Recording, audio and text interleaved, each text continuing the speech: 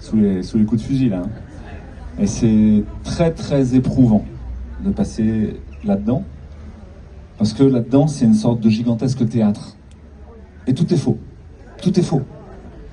On ne parle qu'à côté de la question. On tire toujours à côté de la cible. Et le tribunal, à mon sens, les procureurs de la République, ont ressenti à quel point ce qui était en train de se jouer était faux. Parce que juste avant, ils étaient en train de discuter de quelqu'un qui avait tabassé sa mère et sa fille, et ses enfants, etc. Et le procureur a essayé de faire croire que Michel, vous avez vu sa gueule, était un voleur à la tire qui avait fait une escroquerie pour gagner de l'argent. Bien sûr que non. Bien sûr que non, et ça a sauté aux yeux de tout le monde. Et il y a quelque chose de très choquant pour moi à avoir vu Michel sur un banc des accusés et aller à la barre. Et puis quelque chose de très rassurant de l'autre côté, à voir que des humains essayaient dans cet endroit-là, où ça n'arrive presque jamais, d'essayer de mettre du vrai. Alain, qui nous a parlé de Mélanie, et qui a raconté son histoire. Vous imaginez pour Alain à quel point ça peut être éprouvant de raconter encore l'histoire de Mélanie pour essayer d'ouvrir le cœur des gens en face et leur dire c'est pas du tout qu'une histoire de quelques euros à la CPAM, c'est bien plus compliqué que ça. Mathieu, avec la victime et tous ceux qui aident à la victime, qui est venu et qui a aussi raconté son histoire, l'histoire des gens qui sont dans cette association.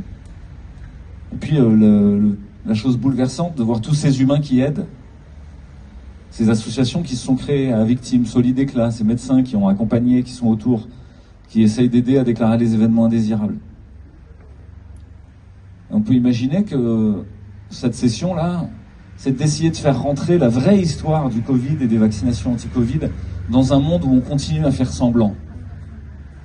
Et derrière sa toge, derrière sa robe, tout le monde continue à faire semblant.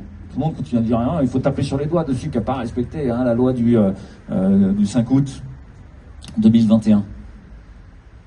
Mais quand même, quand on essaye de sonder les cœurs, quand on est dans l'assemblée comme moi et qu'on essaye de regarder avec son intuition, on se dit, ils sont gênés aux entournures. Ils sont gênés quelque part. Parce qu'on ne peut pas imaginer que tous ces gens avec leur toge ne soient pas des humains, ne soient pas des gens avec des cœurs. On ne peut pas imaginer que les policiers qui sont là devant et qui ont assuré la sécurité n'aient pas pris conscience que c'est vous qui avez assuré la sécurité, en fait. Parce que si une foule déterminée comme la nôtre décidait de changer les choses, ça se passerait. Et donc ils ont beaucoup de chance qu'on soit patient, méthodique, qu'on ne s'énerve pas, qu'on vienne discuter, essayer de justifier, redire les choses. Non, c'est pas une histoire d'escroquerie. C'est une histoire que la loi du 5 août n'a pas de sens. Vous comprenez, parce que c'est ça qui est jugé. On lui dit tu dois rembourser tous les actes que tu as fait quand tu as soigné des gens, parce que normalement tu étais suspendu. Attendez, il n'a jamais reçu d'arrêté de suspension, il n'y a jamais eu de jugement sur le fait qu'il dû être suspendu, etc. Donc même le droit lui-même s'entrechoque, il y a quelque chose d'incohérent. On lui reproche quelque chose qui n'a pas été jugé. Et puis à la fois on lui reproche, mais on dit dans le reste de la loi, il faut continuer les soins. Il ne faut pas abandonner sa patientèle. Il faut, dans une période épidémique, rester présent. Ah, il n'y a que 2 ORL à Fontenay-le-Comte pour 100 000 habitants, c'est ça? Ouais. Et on voudrait se débarrasser d'un, quoi. Le meilleur des deux. C'est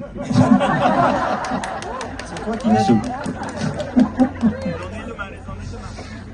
Donc, ouais, la décision doit être mûrie. Ça aussi, c'est peut-être une chance qu'ils ne se retirent pas tout de suite pour délibérer, pour dire, là, brutalement, on va infliger ce que requiert le procureur.